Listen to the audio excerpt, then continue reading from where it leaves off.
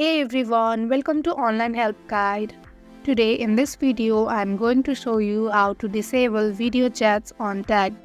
So without any further ado, let's get started. First of all, open your tagged application.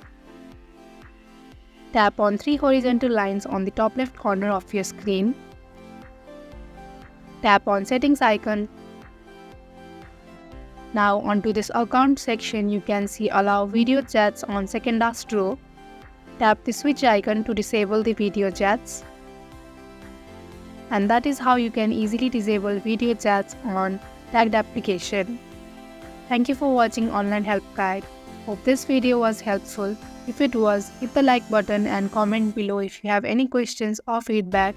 Also, if you are new to our channel, subscribe and hit the bell icon so that you do not miss our upcoming videos.